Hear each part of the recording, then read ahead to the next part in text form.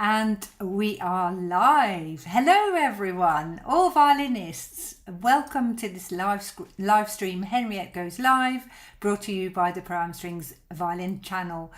It's lovely to see you here, and we are here to have an informal chat about violin playing and all things violin. And you can ask me any violin related questions by writing them in the chat box. And some of you have already said hello. So hello, Vojvodina, this is the upper part of Serbia. Hello, Enika, lovely to see you. Hello, Gideon Jacob. Hello, Kirsty, lovely to see you here. I'm Henriette. I am the founder and manager of Pro Strings, and I do these live classes because I really enjoy connecting with the viewers that watch my YouTube videos. So this is why I do them, and I feel that you, the players of my channel, are always super responsive and super supportive of the channel, so I want to do something in return for that as well. Now, so some of you have already been here before, I know. If you've never been here before, feel free to write in the chat box, and I always encourage people just to practice that for your first go by writing where you're from. Now, Enika has been here before, so she knows the ropes, but if you haven't done that before, do write in the chat box to tell us where you are in the world, because it's just really nice for us to see where you are. I am in Norwich, and that is the UK. And I'm writing that in the chat box right now, and then I press on that little arrow that you can see, and that is when you send the message. Now, if you have a good look at the chat box at the bottom, you can also press on the little icon that gives you emojis. And you can use the emojis if you like something or if you don't like something. And you can also use reactions that are there. Now, I'm very naive. I don't know what some of the reactions mean. But if you feel the need to use a reaction and write that in the chat box, feel free. And then to the right of that icon at the bottom of your chat box, you see that little $sign. And that is if you want to promote, if you help support Pro Strings and help support this live chat, and that is always much appreciated. You can get super stickers, so you can send animated messages, and it's lovely for the other people here to see. And you can also press on the super chat, and that means that you can send a highlighted message so that I can see it earlier. I'm on my own here, so I read the chat box and as well as talk to you, so please bear with me. If you send a highlighted message, there's a likelihood is that I can see it more clearly. Members of Henriette's Violin Club can also send highlighted messages, so please do have a go and try that out if you've never done that before. And let me explain a little bit about Henriette's Violin Club. This is a paid membership club at 3 different levels, so you can support the Pro Strings Violin School by taking out a bronze membership. I'm not going to tell you the amount that costs, because it will be different in your own currency. That is the lowest tier of the membership levels. Then you can take out a silver membership level. You get access to extra content, so video courses that are made especially for the silver members, and just this morning I have recorded a special video for the silver members. And then you can also take out the top tier of the memberships, and you get access to slightly more advanced videos, and you get to see all the gold membership videos free from adverts. So if that's something that you're interested in, find a video on my YouTube channel that tells you all about the memberships, so you can and that will explain it all, how it works. So if you're here and you haven't yet written where you are from, then by all means use the chat box to do that, and then whoever is first may ask the first question of the day. So if you have a question, do write it in the chat box and I'll try and answer it to the best of my ability. Now, whilst we're waiting, that usually takes a little while for the first question to come through. I don't know, there's always a slight delay, I think, for me to read the messages. But in the meantime, take a look at my t-shirt, because this is new on the Pro Am Strings channel, is that we have a merchandise shop as well now. Have a look here. And I have designed some designs that are on the t-shirts or on the jumpers. I'm not wearing my jumper, I'll do that next time. You can buy them in different designs on mugs, on aprons, on t-shirts, on hoodies, whatever you fancy. So go and have a look underneath the videos. You see that strip of merchandise. There's some really lovely stuff. For practicing the bow hold, here's our first question. Thank you, Annika, for sending the first question. For practicing the bow hold, which videos do I recommend? Now, nearly every single beginner video starts with the bow hold, because that's just how I teach, and I find having a good bow hold incredibly important for good violin playing. So whenever you see, I know that you've been doing the Over Strings course and also the Crickbone course, the first videos of those courses will explain the bow hold to you. So I can go over it for you if you like. Here's my bow, and a good bow hold consists of a ring, and this ring, as ever, I'm struggling with the angle of this because it's just the other way around as on videos. So a good bow hold starts with a ring between your middle finger and your thumb, and can you see I'm not touching the tip of my middle finger, but it's about halfway in the middle of your second digit of your middle finger. That is the key to a good bow hold. You can see that my thumb is bent here, and it will stay bent whenever I put my bow in between.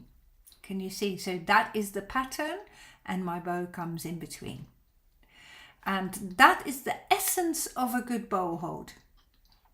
Now then I put my other fingers down, having about a finger width space between my index finger and my middle finger, and also roughly a finger width space between my ring finger and my pinky. And my pinky is on the side edge. Now most bows have got edges here. Some bows are round, but most of them have got edges, and your pinky approaches the bow from the side. So it's not actually on the top edge, which people are sometimes surprised about, but it's on the side. So when I put it all back together again, can you see that my pinky is leaning? Now, a little trick of the trade here is my nail of my pinky is slightly longer, and it just goes over that edge of one of those edges here, and it gives me a little bit more support. So underneath, that looks like that. Okay. And then at the top, it looks like that. And that is a really good bow hold. What makes for a good bow hold is that you are able to steer the bow. So I can steer it sideways like this. I can flip it up and down by balancing my pinky and my index finger. But I can also roll the bow, so I can play more on this edge of the hair or more on that edge of the hair. Can you see? So this is why the bow hold is such an intricate one, because it gives you lots of opportunities for steering the bow. Now, when you're a complete beginner and you haven't got much strength in your hand, especially this part of your little finger, so the extension of your little finger going into your hand, then this is extremely difficult. So if you find that almost impossible, that is quite normal, and I wouldn't fret about it. It takes time to develop, and people are sometimes shocked that it takes about 10 years to develop a fully functioning bow hold that will work with every single bowing technique that exists. So you have got plenty of time to develop that. So not to worry if you find that extremely difficult, and if you find this, for instance, near impossible to do, it might well take at least a year or maybe 2 years for some to be able to manipulate the bow like that. But in that time, in the meantime, I would find this ring, so between your middle finger and your thumb, and also having that spacing between your fingers, of crucial importance, and you're well on your way to developing a really good bow hold once you get this right. So not to worry about lack of strength in your fingers. Once you get this right, you have set yourself up brilliantly. So any beginner video, all the Suzuki videos as well, they all start with a good bow hold. Now I'm just going to read the chat box and see what other questions there are. Hello Erin Elizabeth. This is a new name, so welcome to Program Strings. Love your channel. Do you have Suzuki Volume 2 instruction videos? I'm almost finished on Volume 1. Yes, the Volume 2 videos, they have got a green layout with a photo of me in front of my hedge in my back garden, so that's what they look like, green. But at the end of Series 1, they should automatically come up as what to watch next. So send me a message in the communities tab if you can't find it, and I will link it to you from there. But it should come up automatically once you've finished Volume 1. It would lead you smoothly into Volume 2. You can also do a search of the channel. And how do you do that? I'm just looking at my iPad now to where I've got the channel up, where I can see if I can find the search. So if you go on the home page of the channel, so which is where the introduction video is, the welcome lesson, if you then do a search, there is a search like one of those rings with a little stick. If you search Suzuki Volume 2, it would come up as well there. You can also find it through the playlists. And there will be a playlist, either Suzuki, I can't quite remember. Let me just double check that for you. Playlists, scroll right down here now. There is a playlist that says Suzuki Violin Course Volume 2. So that's where you can find it as well. I hope this helps. Osaba Znajoma, that I will almost certainly not pronounce that correctly. Hello from Poland. Welcome to this live chat today. You may have been here before, but I don't recognize your name, so real welcome. And I see your little wave. You have found the stickers or the I don't know what this is, an animated image maybe. Fürster, hello, I'm from the Netherlands. Welcome and leuk om jou hier te zien. This is also a new name that I don't recognize, so lovely to see you here, and a very warm welcome as well. Kirsty says, I know Kirsty's just been to these live classes many times, so we've known each other. With the bow arm, when go down elbow, leads and up wrist leads, is this correct? When your bow arm, when your elbow goes down, when go down elbow leads and up bow wrist leads. No, I'd say that is partly correct. I imagine that you are talking about string crossings here. So if I'm crossing, I'm placing my bow. If you have your violin ready, by all means, have it ready on the string in the middle and practice this with me, because we're here to learn some new things and new ideas that you can expand on in your practice. So I have a feeling, correct me if I'm wrong, Kirsty, that you're talking about string crossing. So I'm going from one string to another. Now, there are various different ways of crossing strings, and the first one is crossing the string by moving your elbow. And you can see I'm moving my right elbow, and when I'm pulling my elbow up, it automatically moves the bow down. Can you see? My elbow leads the way here, so my hand is not doing anything. So I'm crossing from a higher string to a lower string when I'm moving my elbow up. And as I move my elbow down, I'm going to a higher string. Can you see? And my elbow very much leads the way. So if you play string crossings in your music, you want your elbow to precede your string crossing always. Now, from your comment with the bow arm, when go down elbow leads and go up the wrist leads. So from your comment, I take it that your question is about when you go down, When you go to a lower string, your elbow leads, and when you go to a higher string, your wrist leads.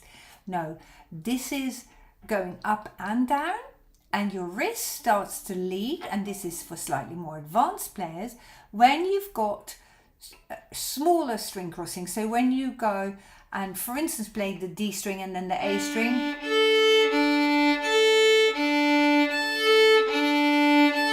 can you see? So now I'm going up and down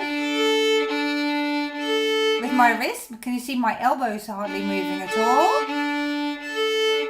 But I stay much closer to those two strings. It's a sort of rounding off movement, whereas when I use my elbow, I'm making much bigger movements.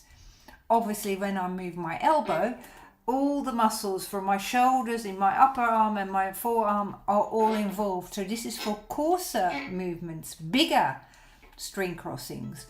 And when I just involve my wrist, and I could go from the G string to the D string, it's a much smaller movement. It's also only possible to do that when you're playing in the middle of the bow or at the heel of the bow. You can see my fingers now also get involved because the movement is smaller still. At the point of the bow, that's near impossible to do. Let me position myself so you can perhaps see it. Because the string crossing here, the angle is much bigger. You see, the hinge is much bigger, so it's much harder to do that with my wrist. Because I can barely go down enough, can you see? So here we always use the elbow. Can you see the difference?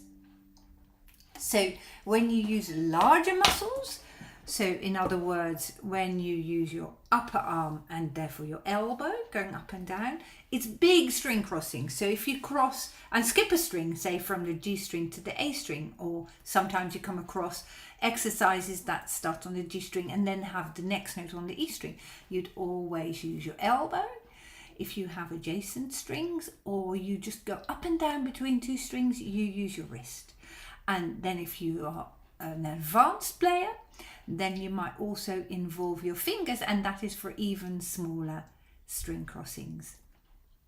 Okay? But if you are at the point of the bow, the distance is just too big for finger or hand wrist movements to cross the strings. You will always use your elbow because the hinge is too big. If you're there, you can only do it like that. Now that is very crude, isn't it? But that's the idea. I hope that answers your question. Hello, Linda is here, and Linda is somebody who's been here before, so welcome and lovely to see you here from Kent. So we are having quite a few nationalities. I don't know about nationalities, but countries here. Welcome everyone. Denise Sahin, hello and welcome. You seem to be a new name that I don't recognize. Forgive me if you have been here before and I've forgotten. Lovely to see you here as well. How should the left hand position be on the E string? Very good question. I'm always so impressed with the questions that you all come up here in all these live classes. So we're talking really, really intense technique here. Well done. So the left hand depends on which string I'm playing at. Can you see? Like my bow, and this is a fun exercise for you to do. My bow, we've just seen, my elbow changes depending on which string I'm playing at.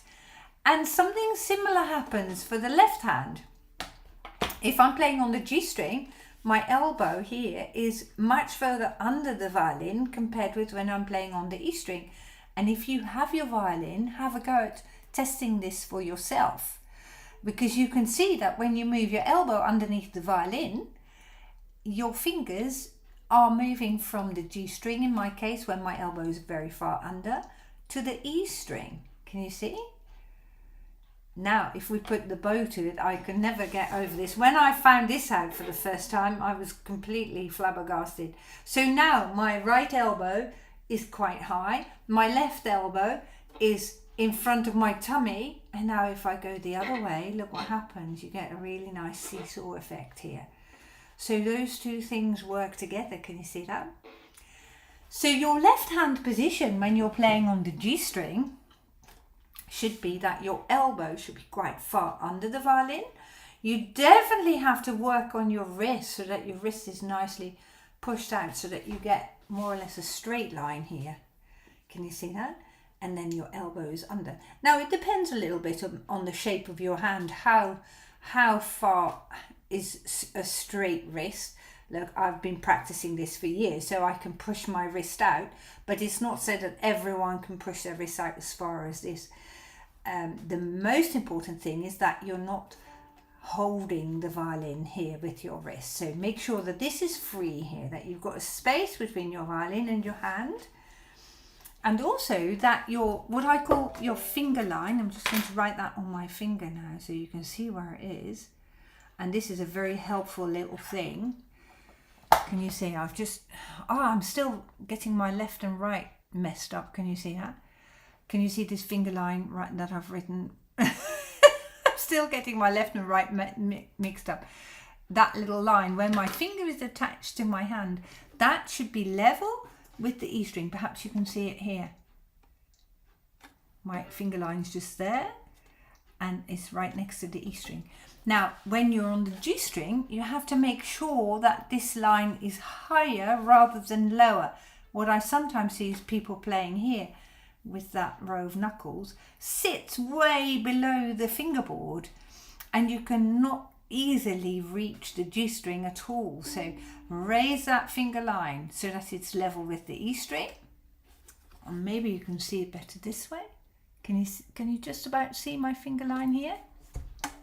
It should be just on my finger right here, and it's right next to the E string, so be careful that it doesn't disappear underneath the strings, but it's level with the strings. And that way your fingers stick up really high above the fingerboard, and that's how you can reach the G string more easily. So there's two things. Your elbow is under, so you steer your hand to the left side of your strings, and your finger line is level so that this ridge of knuckles is above the fingerboard or level with it. But the worst thing that you can have when playing on the G string is that this row of knuckles sits below the level of the fingerboard. You see, so hoist it up so that all of your fingers are sticking up above the fingerboard. I'm hoping that this helps and that I've understood your question all right. Erin says, wonderful, I'm excited to carry on with you. Your instructions are so clear and you are very patient. That's really, really nice of you to say. Thank you for that. So I cannot say this enough. I do teach lessons, and there is always a spin-off from my videos that people take lessons with me as well. And nowadays on the more newer videos, there is a link to my website where there is a calendar that has availability slots. Sometimes it gets really, really busy, but if you want me to check over your playing, like for instance, if the level of your knuckles is all right, sometimes that can really limit your progress. And lots of people like you have found that when they book 1 half-hour lesson with me, we can sort out some issues that might hinder your progress, and you'll find that after that you can zoom ahead again and make progress on your own.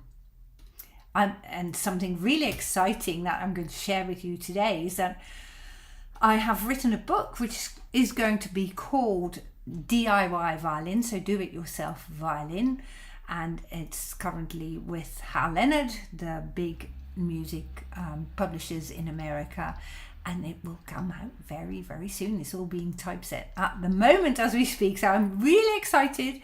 And when there's more news, like you can pre-order them, then I will let you know. But at the moment it's with my editor, getting all the music examples and so sorted, so very exciting. Let me go down the list and see if I can see some more questions. Oh, Deniz Shahin, hello from Turkey. Hello, welcome here, and it's lovely to see you here. A new name, and Wendy is here as well, and she gives us a wave. Hello, Wendy. And Wendy is somebody who's been here before, so I know and recognize the name. What is is the exact difference between arm and wrist vibrato, and which one should I learn? That's a very good question as well. So there are different types of vibrato, and people use combinations of the different types of vibrato as well. And when you're a beginner, I don't know that, but I'll assume that for now. We start with the arm vibrato, which is the bigger movement. As with everything that you learn, you start by incorporating the larger muscle groups, and from there you work to the smaller muscle groups. So your wrist vibrato follows from the arm vibrato because it's just easier to learn the arm vibrato. And it's near impossible to learn an arm vibrato after you have first learned a wrist vibrato. So I'll show you both. So when I'm doing an arm vibrato, can you see my whole arm is moving, and the movement really starts from here. I've just last week recorded a YouTube short about vibrato, so you might watch that maybe after this class, and that has 5 steps of learning vibrato. Of course, it's all taught within 1 minute.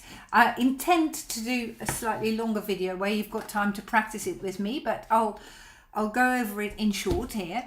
So the arm vibrato involves your whole forearm. So the movement starts with your elbow, and when you're practicing, you might do that with me right now, and you can see that my whole arm stays straight, and I'm using my elbow to go in, out, the other way around, in, out, in, out, in, out, like that. Now, when I do that on my violin, it goes like this. And then when I stop my finger, my fingertip starts to roll. Can you see? I'll do it in slow motion so maybe you can see it. So my arm is still moving. Can you see? And that gives me my arm vibrato. Let me see.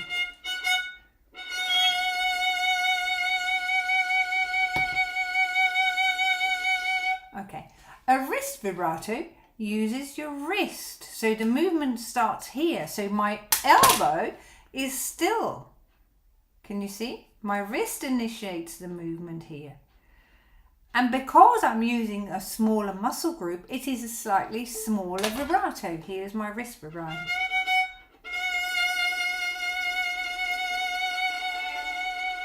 As opposed to this much more powerful, much bigger vibrato. So you'll use the bigger vibrato for pieces that are more energetic in style, that may be louder, that may be more exciting in style, and the smaller type of vibrato for pieces that are generally softer, that don't require as much expression, or that are maybe, and now I'm getting into a bit of dangerous territory, that I was going to say that are maybe a little bit slower, because sometimes you might want a more intimate sound if I play something really slow and soft.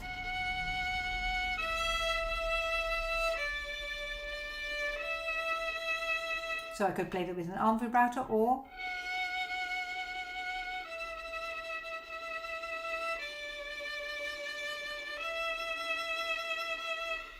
you may or may not hear the difference in sound right now, but it's generally more intimate and smaller and quieter the smaller your vibrato becomes. So when you play really loud chords, can you see I'm using my whole arm there?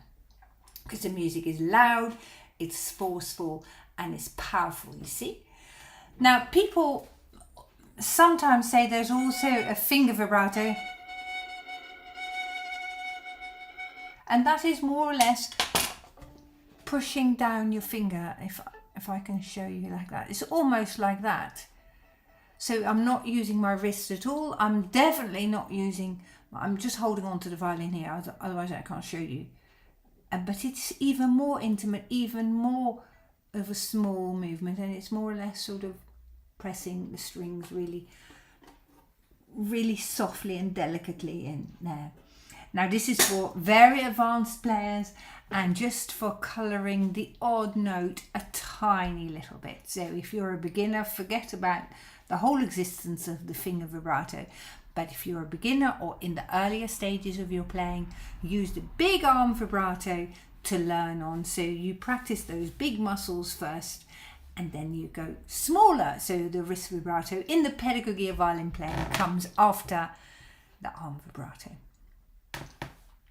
I hope that answers your question. Linda has the next question. Help, I just can't get rid of my shaky bow. It seems to happen when I change strings or on an up bow as I get near the frog. Now, this is a bit dangerous for me to answer this question without having seen you. And this might well be something that you might want to book a lesson so that I can give you some individual input. In general, I would say, I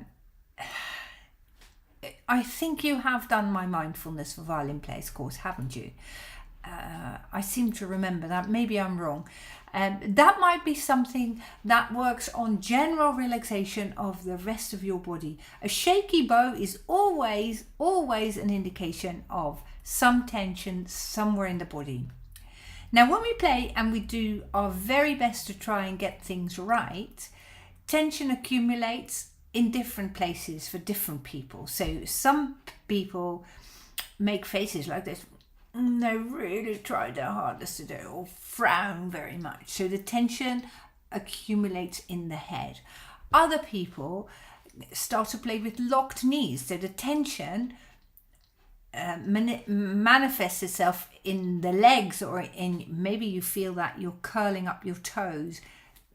Hands up, anyone who feels that when they play, they curl their toes. Write it in the chat box right now so that we can see if there's something that is happening here. So we want to start by getting used to getting rid of that tension, because it's fine if you work your hardest and really give it your all to achieve the best in your violin playing, but that effort needs to come out through the instrument and not through tension somewhere in the body.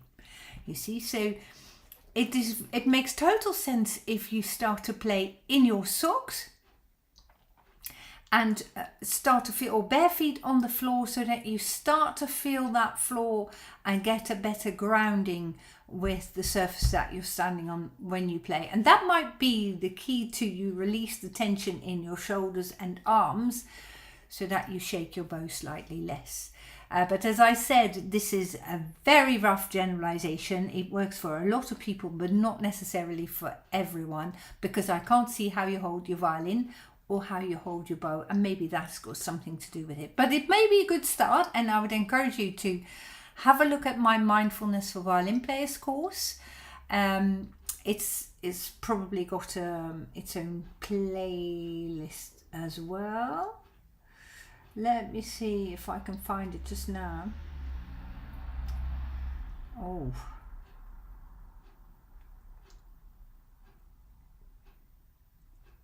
I'm trying to find it.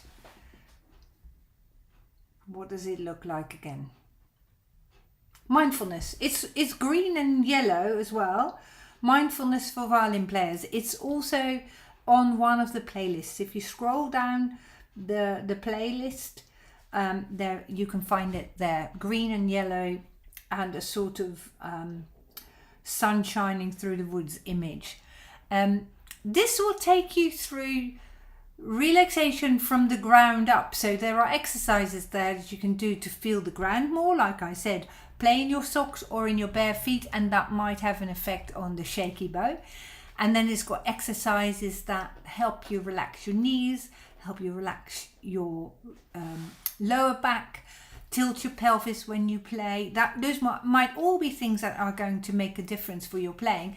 And then it also incorporates exercises that makes you feel the space in front of you when you play. Because as violin players, we have always got to deal with this sort of meter diameter circle in front of us where we hold the violin and where we bow.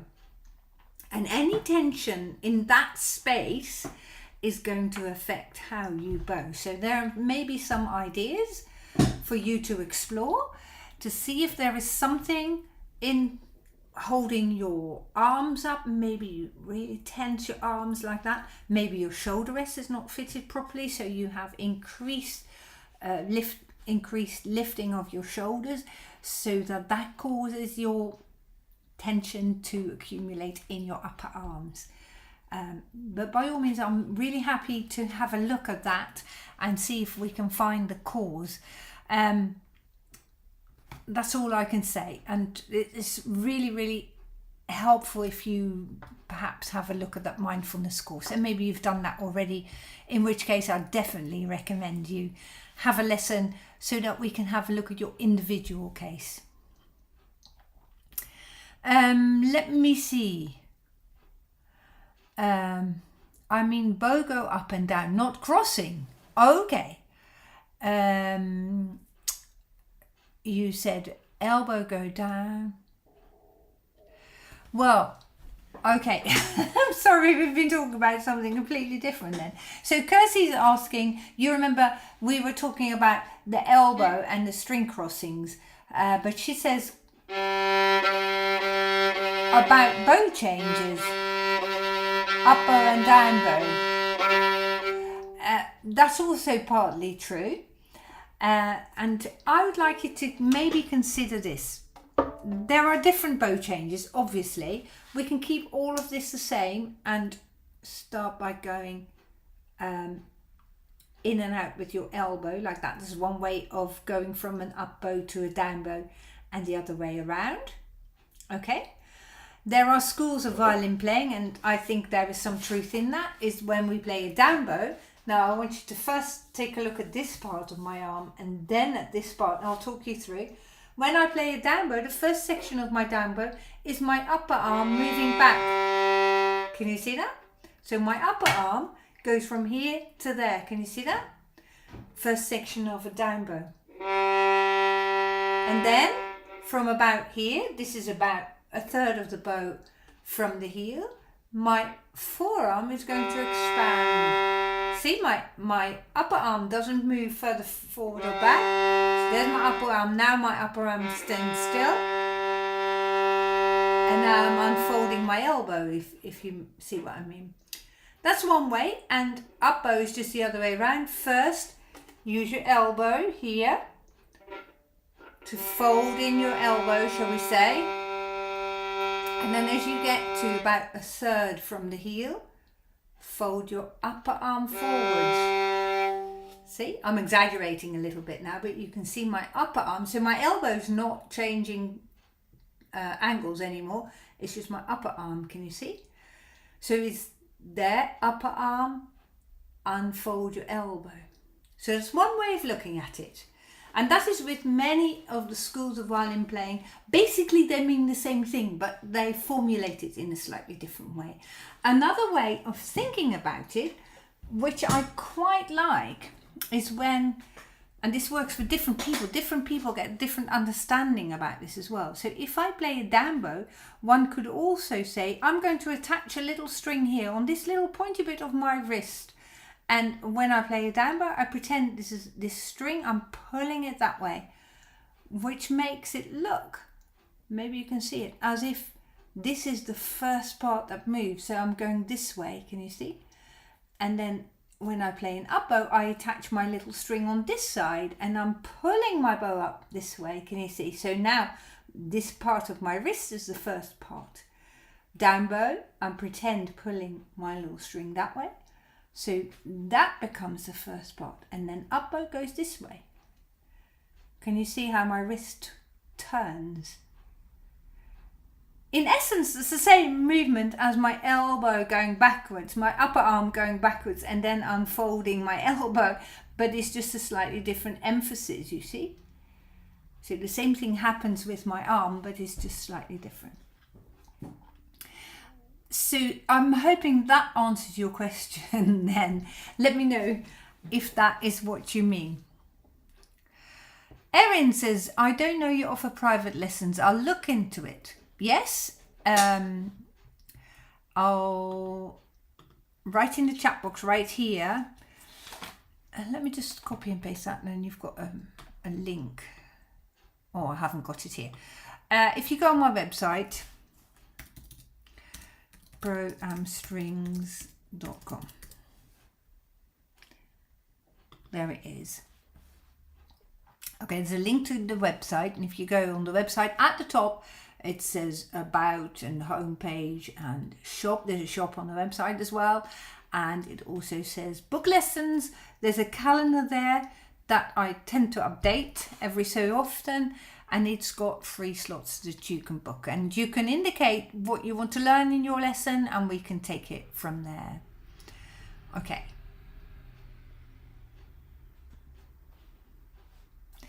Great title. I'm just looking down the chat box. Wendy says great title. Thomas MacArthur, maybe you can sign the book. Hello, Thomas. Yes, I would hope so. I don't know when it comes out. I'm thinking September, October, November, that sort of time. I will sign it, and then I'll have a copy for all of you, and I'll send them personally. I'll send them to you. Okay. Rafael Mello, welcome. This is a new name to me as well. Hi, teacher. I'm currently at day 10 of your Suzuki lessons. Thank you so much. Now, this is why I do these online classes, you see, because it's really nice for me to actually connect with people who follow my courses. So lovely to meet you here, and thank you for that. How many different left-hand positions are there on the violin, and when do you learn those? Okay, there are 13 positions, and I think you mean first position, second position, or I'd say half position, first position, second position. The 13 positions, but you will learn positions 1 to 6 maybe, and from then on you will play high notes so well that you don't need to learn all of them. And you learn them, I think you're ready to learn the positions when you can play in first position reliably in tune. Obviously, you've got to have developed your hearing so that you can hear which note is which one. You don't have to be able to recognize a note, but you have to recognize that when you play a note, you can hear whether it's in tune or not. That's actually what I mean. And then, just like frets on a guitar, you know, these white lines that a guitar has, that is where all the positions are.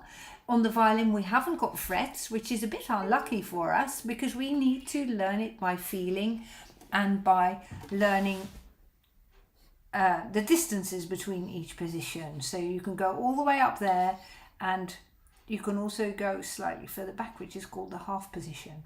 Okay, we won't go into that just now.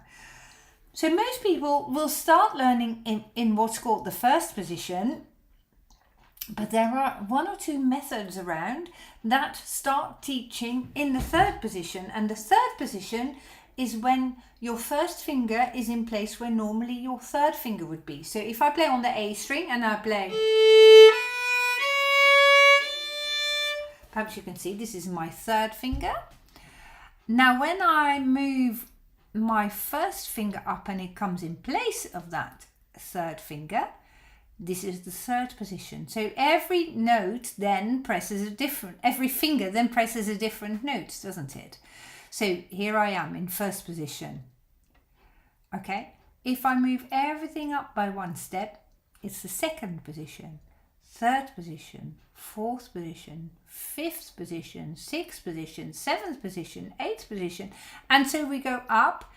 And you will perhaps have spotted that when I said first position, second position, fourth, third, fourth, fifth, sixth, seventh, eighth, ninth, 10th, the positions get slightly closer together as we move up the strings, because proportionately, if I am here and I'm moving from a first finger to a third finger, that presses a certain proportion of the string, doesn't it? But when I'm here, that proportion of the string is slightly smaller. So as you go up the string, your positions get slightly closer together.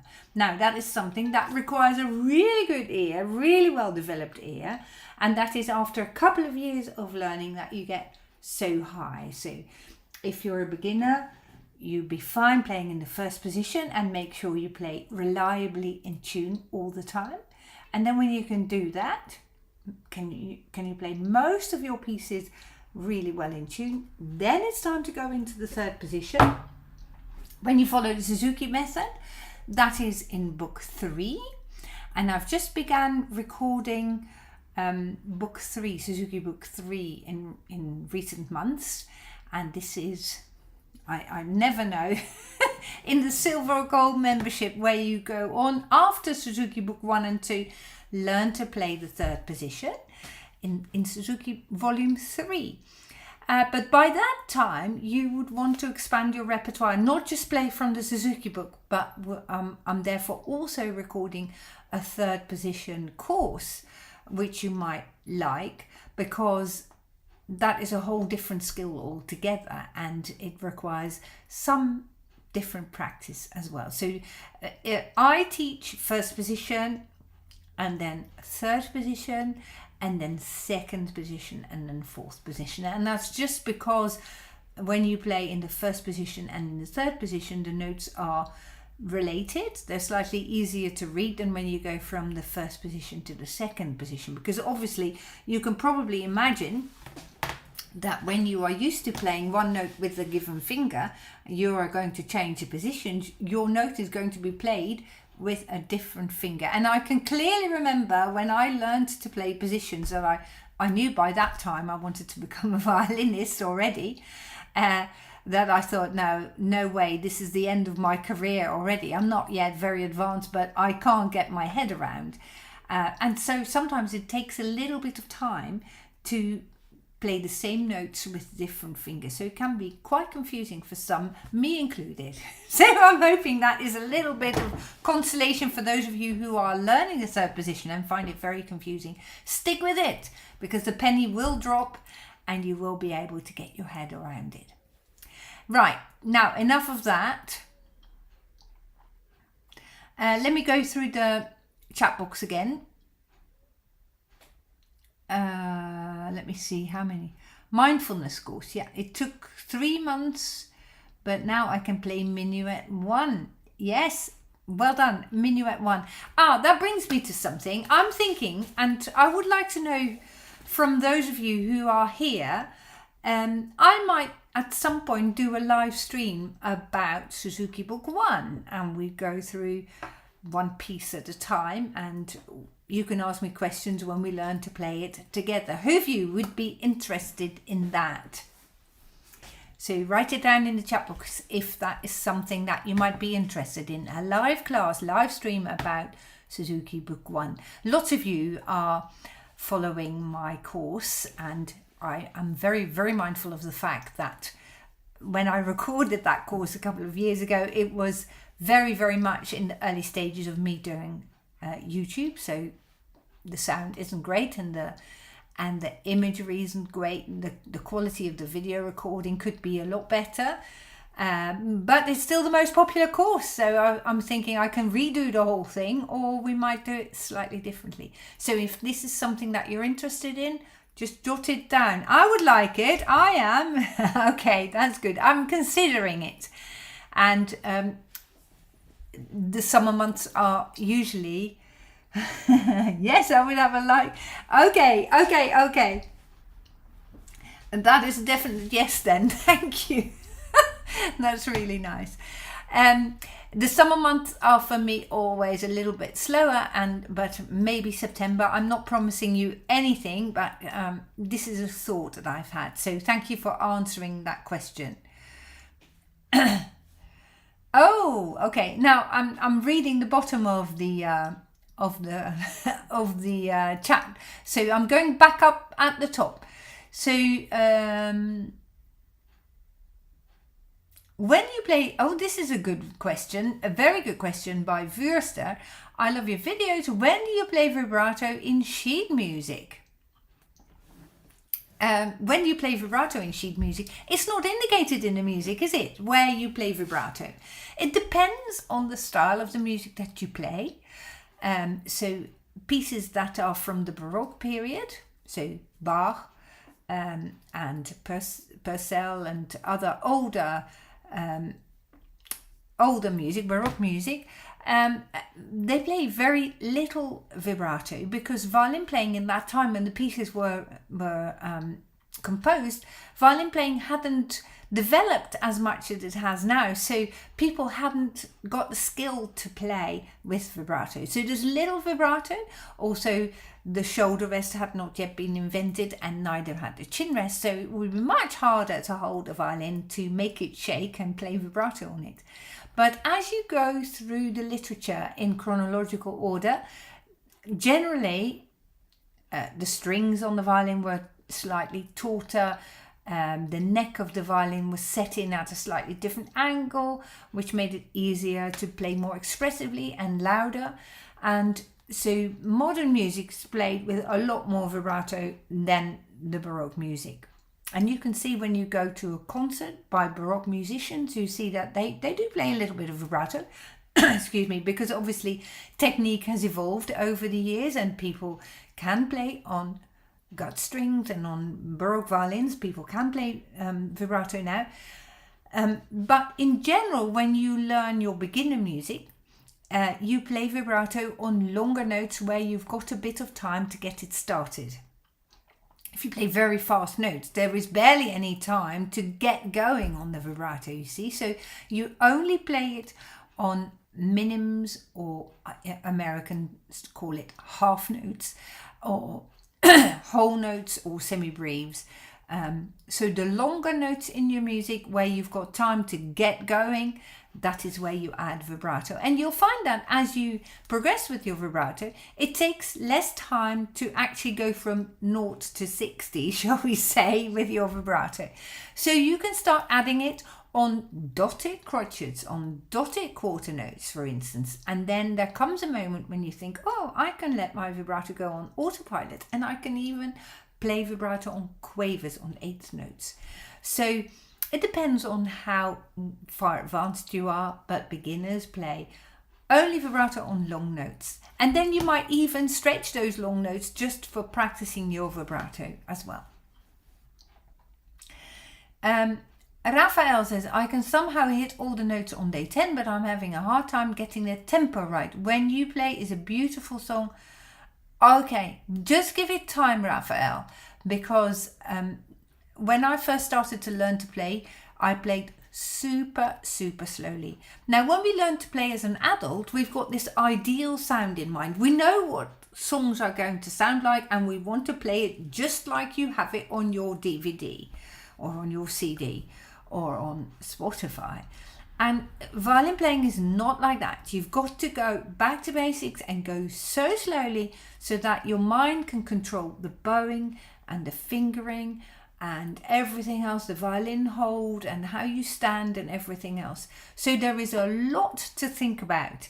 So if you possibly can, try not to compare you to how you hear the music played. And I'm always trying my best to play really slowly on the videos. And for some, that is on the slow side. But my line of thinking is, if you are capable, then you can come away from the video and practice it at your own pace. But when you're first learning, go super slow so that you can follow and think, okay, I'm playing a down bow here and I need to think about straight bowing. Okay, I need to add another finger, so I'm going to stop for a moment. Okay, my bow stops, then I place my finger and then I continue bowing. Because there is so much multitasking to do that if you put everything together, it literally becomes mumble jumble, doesn't it? So you might also think, okay, in this one playing, I'm not going to bother about how I'm bowing. I'm just going to focus on getting my fingers in the right order, in the right way. And I'm bowing any way it comes out. And then on your next playing, you think, I'm going to ignore the fingers. I'm just going to focus on the bowing. And even if I play this whole song with open strings, so long as I get my up and down bows right, I'm happy. So you split the difficulties. Try not to put it all together all at once, because it is multitasking to the max, isn't it, playing the violin? But go really slowly so that your mind can follow everything. Well done for hitting day 10 though.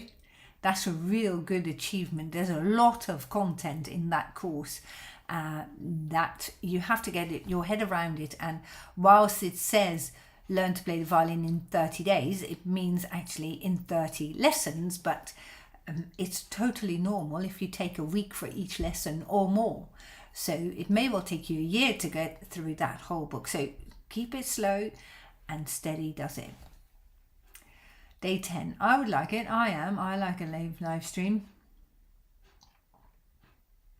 Oh, okay. Me too. So, sorry, I'm just reading through the chat box here. Nikolaus Papapanagiotou. Sorry about my pronunciation of your name. From Greece. Hello, welcome to this live chat. This seems to be a new name, although I have a vague recollection you may have been here before. But welcome. I'm in lesson 18 at the moment. When is legato covered? I'm interested in pursuing Greek traditional violin that heavily uses legato. Thanks. That is interesting. That's really nice to see. Now, legato is any playing that's not staccato, shall we say. So legato is covered from lesson 1. If you play...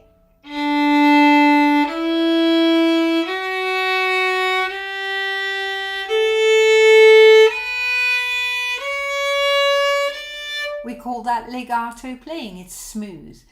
Other people might say, okay, legato in my book is when I'm playing slurs.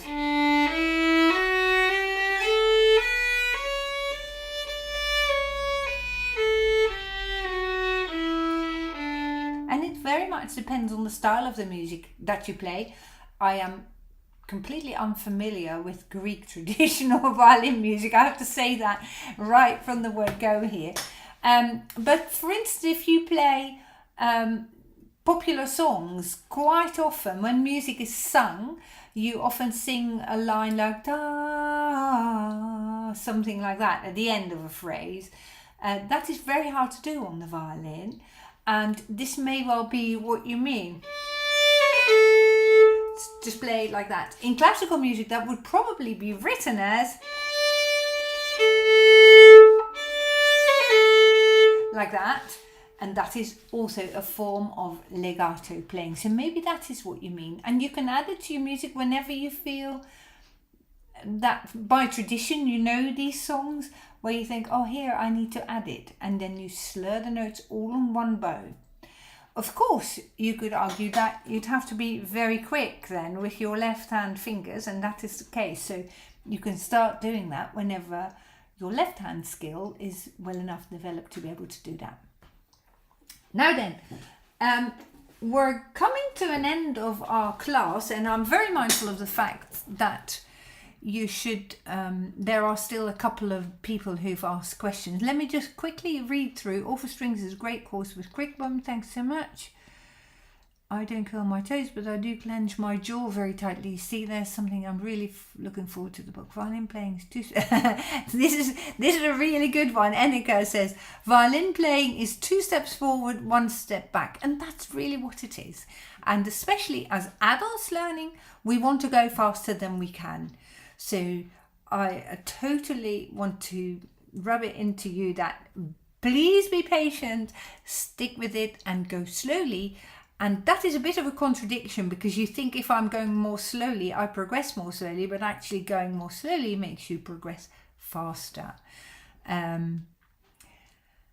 Raphael says, thanks, that makes a lot of sense. And multitasking is very challenging. Splitting the difficulties is a great idea. Furster says, what is portato? And we'll have to get into that another time. And like Ennika says in the chat just below you have a video about portato in the silver course. These are all different types of bow strokes that produce different kinds of sounds. Legato, portato, different forms of staccato, so martelé and spiccato bowing. So go check that out, the silver course. It is in there. And that is a whole video about portato bowing. But I think... okay, thanks. But I think in free videos you find about it. Okay, so thank you all so much for watching and for supporting the Pro Am Strings channel. If you want to support it, you can do that in several different ways. You can take out a bronze, silver or gold membership, and that really encourages me to keep making videos. You can also, like I said before, go underneath the chat box in in the support button and buy some super chick stickers and super chats. You could also just make a donation on the YouTube channel. There should be a donate button somewhere, or just go on PayPal at info@proamstrings.com. So lovely to see you all here. Do consider also a t-shirt, and there's different designs, and it comes in mugs and aprons and bags and all that sort of thing, whatever you like, in different colors, different designs. You can combine the colors and the designs, so that might be something that you might find helpful. And as I said, thank you so much for watching, and I very much look forward to seeing you very soon. Goodbye everyone. Bye.